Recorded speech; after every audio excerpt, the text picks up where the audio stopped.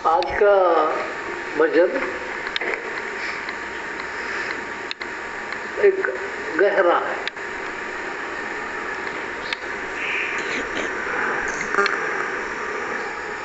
काया रूपी चदरिया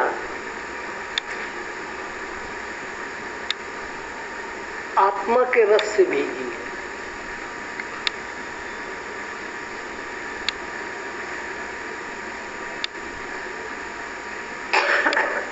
और इसको बहुत बारीकी से बुना गया है। यानी ईश्वर रूपी कारीगर ने अपनी सारी कारीगरी कला जितनी भी थी वो सब मनुष्य की काया की सर्जन में लगा दी।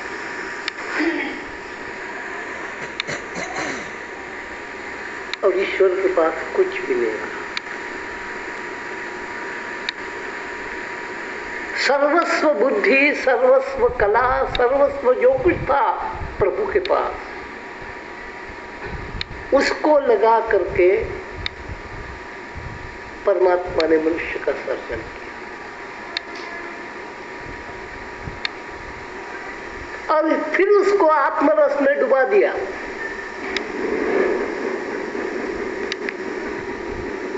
और कह दिया कि जिस ढंग से मैंने चादर बुन करके तेरे को समर्पित की है, इस पर कोई पराई चीज न लगने दे।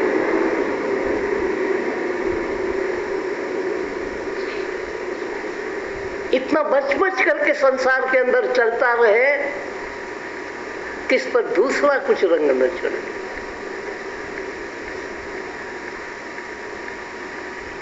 मनुष्यत्व के रंग के अलावा जो भी चढ़ाएगा वो दाग होगा।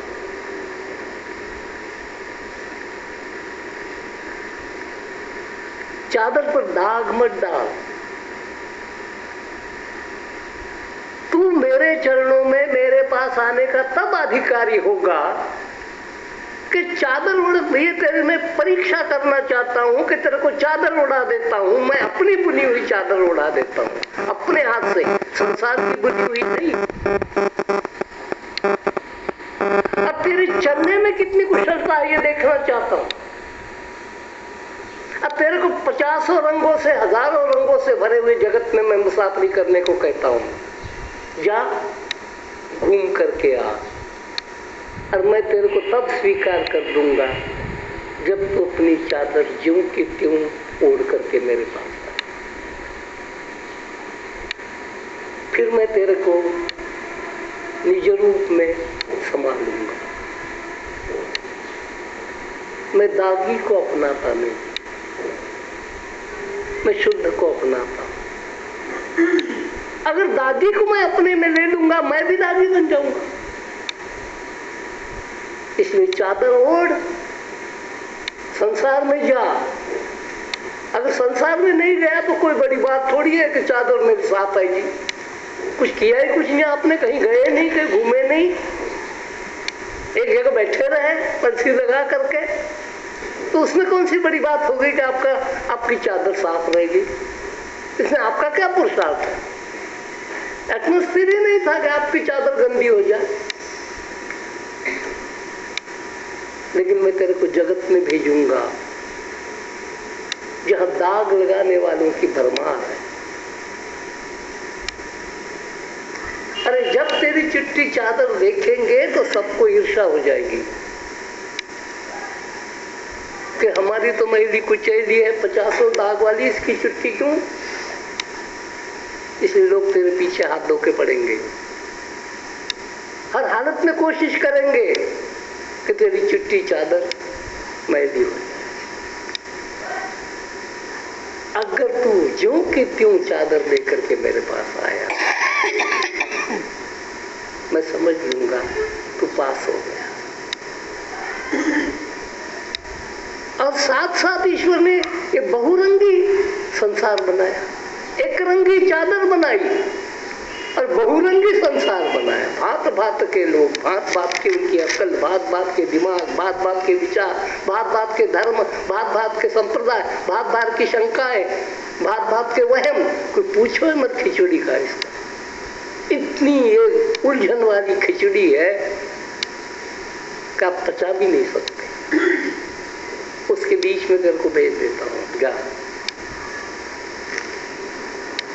अगर तू वैसा का वैसा आ गया, इसको कहते निर्लेप दशा।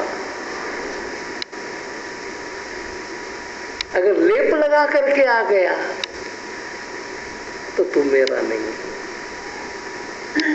और निर्लेप अवस्था में आ गया, और चद्दर की बात तेरे को बता देता हूं, मन को भी दाग लगने की संभावना है, बुद्धि को दाग लगने की संभावना है, काया को भी दाग लगने की संभावना है। दाग तो हर जगह लग सकता है। अगर तू बेदाग होकर के आ गया, निर्दोष होकर के आ गया, दाग और दोष एक ही चीज है, तो मैं तेरे को अपने स्वरूप में विलीन कर दूंगा।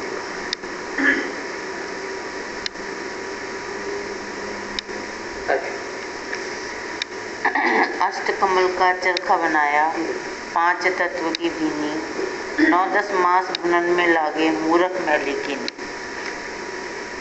अष्टकमल का चरखा बनाया। हमारी इस काया के अंदर 8 जगह भंवरे हैं।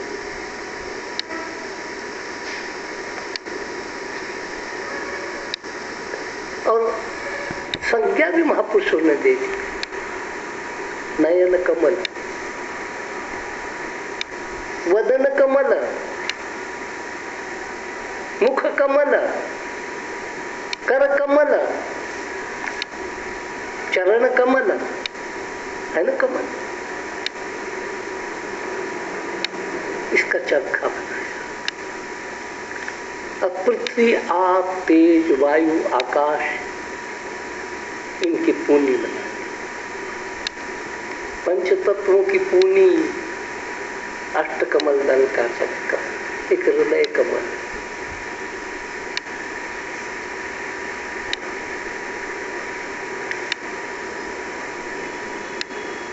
चरखा संभालना आया, चरखे को चलाना आया, चरखे को ठीक रखना आया।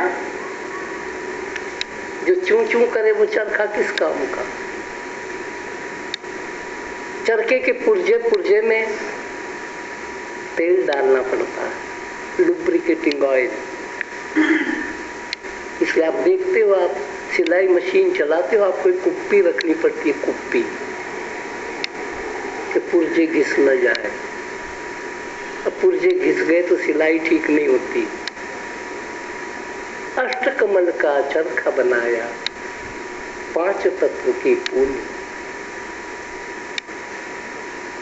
और कौन सा ऐसा है मनुष्य जिसमें 5 तत्व नहीं है? कोई भेदभाव किया? कोई ऐसा आदमी बनाया 4 तत्वों का कि जिसमें पृथ्वी तो है लेकिन पानी नहीं है, जिसमें पानी है बाकी सब कुछ है लेकिन पृथ्वी नहीं है? तो ईश्वर क्या भेदभाव नहीं है? 5 तत्व की पूनी बनाई, अष्टकमल दल चरखा बनाया, 5 तत्व की पूनी। लेकिन पूनी काटते काटते सूत कब टूटता है? क्योंकि आपने पूनी मैली कर ली। अगर पूनी के ऊपर कोई कूड़ा आ गया, वहीं से सूत टूटता है। चरखा काटना आया, चरखा दिया, लेकिन काटना भी तो आना चाहिए, और पूनियों को बचाना भी आना चाहिए। नहीं तो बाहर तो पूड़ी उड़ रही है, कूड़ा उड़ रहा है, आंधी आ रही है, और आपके पूनी पर, अगर पूनी के अंदर हमको मालूम है सारी क्रिया गांधी जी ने की है, और हमने भी आश्रम में बैठ बैठ करके की है, कि रुई साफ करते करते हमको घंटा घंटा लगता। गांधी जी कहते थे एक भी उसके अंदर तिनका आ गया। और वो दृश्य मैंने देखे, स्वर्ग से भी दुर्लभ दृश्य। चरखे की स्पर्धा है, अटूट कताई, 3 घंटे का टाइम, तो एक बार भी तार टूटना नहीं चाहिए, पहला भी। ऐसे नहीं थे हुड़दंग cricket ball football. Gandhi ji का सुनिए, एक धोखे वाली चीज कुछ नहीं थी। चरखे की स्पर्धा 3 घंटे, पूनिया लेनी, चरखा लेना, पूनिया लेनी, गांधी जी ने बैठना। 3 घंटा कंटिन्यू चरखा चलेगा, जिसका तार टूटेगा वो फेल। लोग पूछ रहे इसका किसका स्वराज के साथ क्या लेना देना, इसका सत्य के साथ क्या लेना देना, इसका अहिंसा के क्या लेना देना। कैसे समझेंगे ये बेवकूफ लोग गांधी जी को। कहते चरखा और समाधि एक चीज है। मैं लोगों को कर्म के साथ समाधि सिखाना चाहता हूं। आपको एक तार का नशा चढ़ जाए और आपको पता ही नहीं लगे 3 घंटे कहाँ चले, फिर आप कैसे दंगा करने जाओगे, कैसे मारकाट करने जाओगे? आपको अपने अस्तित्व का भान नहीं रहेगा। चरखे की गुंजन भंवरे की तरह चल रही है और आपके हाथ ऊंचे नीचे ऊंचे नीचे ऊंचे नीचे हो रहे और तार एक टूट नहीं रहा। तो मेरा चरखे का तार ईश्वर के साथ जोड़ने का तार है किसी को गांधी जी का पता? गांधी जी को गालियां देना बहुत आसान है, क्योंकि सबको पता है गांधी जी ने कुछ बदला तो लेना नहीं। बदले लेने वाले को गालियां देने तो रुक जाएंगे, तो कहीं आकर के मेरा हत्या न करते, खून न करते। इसलिए जितनी गांधी जी को गालियां मिली संसार में किसी को नहीं मिली, और हमने वो सुनी है गालियां। किसने बदला तो लेना नहीं, बहुत अच्छा हो गया, इसका मूवमेंट इसकी अच्छी है, क्योंकि इसने बदले की बात करनी नहीं, बदले के लिए किसी को भड़काना नहीं है, कुछ भी करो। इतनी धैर्य, इतना धीरज। लेकिन मूर्ख हमारी औलाद है तो गांधी जी को गालियां देती, लेकिन पता ही कुछ नहीं। घोर अंधकार, कौन आया तुम्हारे बीच में, प्रभु का अवतार, तो कैसे चला गया, अब तुम अंधे के अंधे वैसे ही रह गए, तुमको पता ही नहीं लगा कि कौन आया।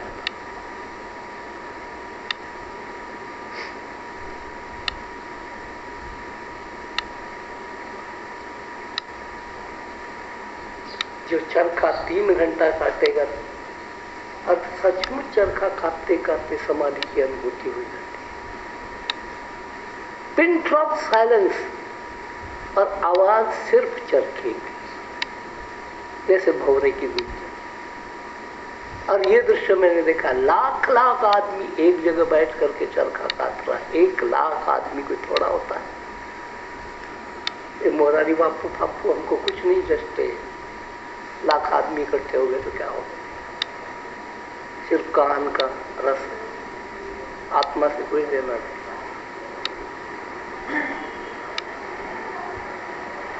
और फिर भी लोगों पर 3 घंटे चले गए, 3 घंटे चले गए, 3 घंटे हमने कहा था, तो समय का पता ही नहीं लगा। और जब आप इतने तल्लीन हो जाओगे, आपके दिमाग की शांति की आप कल्पना नहीं कर सकते।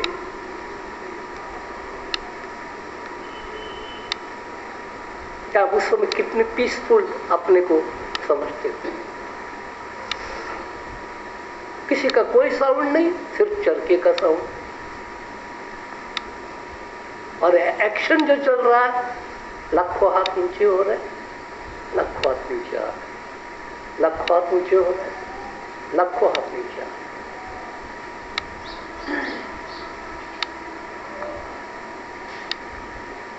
अब अच्छा मौन, ऐसा लगेगा जैसे दुनिया मिट गई, यहाँ तो कोई आदमी है ही नहीं।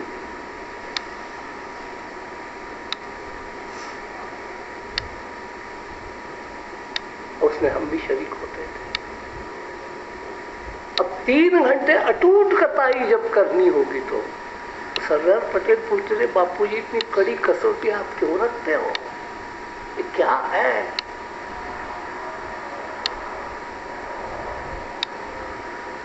राम के साथ जोड़ना चाहता हूं, यानी ईश्वर के साथ मैं अपने आदमियों को जोड़ना चाहता हूं।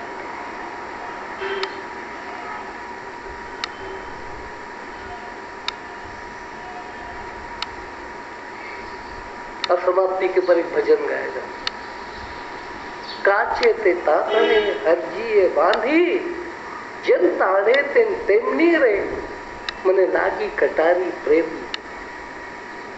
मुझे प्रेम का ऐसा तीर लगा, ईश्वर के प्रेम का, और मेरे को उसने बांधा। लेकिन किससे बांधा? कोई बड़ी रस्सी से, साकल से नहीं, इस सूत्र के प्रेम के धागे से उसने मुझको ऐसा बांध दिया कि मेरे को उस टाइम का पता ही नहीं। इसे गांधी जी चरखे के सूत्र को प्रेम सूत्र कहते हैं। और आपको अभी भी समझ नहीं होगी कि हमारा कोई भी पवित्र कार्य सूत्र बंधन के बिना बनता नहीं है। क्या बांधता है मौली को? उस मौली का अर्थ क्या है? यही अर्थ है कि आपको प्रेम सूत्र से हम बांध रहे हैं। मौली कभी पक्की नहीं होती, कच्ची होती है, ऐसे हाथ से पढ़ तोड़ देता है 4 टुकड़े। तो ये पुराना ऋषि का तत्व ज्ञान है कि बंधो, एक दूसरे से बंधो, लेकिन वो बंधन न लगे, वो गुलामी का बंधन नहीं है, वो प्रेम के धागे का बंधन है। जब समाप्ति आती थी, 2-3 गांधी जी की बहनें भाई मिल करके सूत्र यज्ञ समाप्त हो गया, ये भजन जरूर सुनाना। और ये भजन है मीरा का भजन।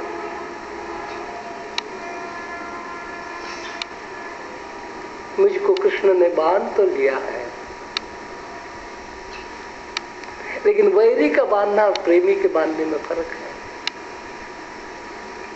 वैरी भी बांधता है साकलों से, रस्सियों से, प्रेमी भी बांधता है कच्चे सूत के धागों से।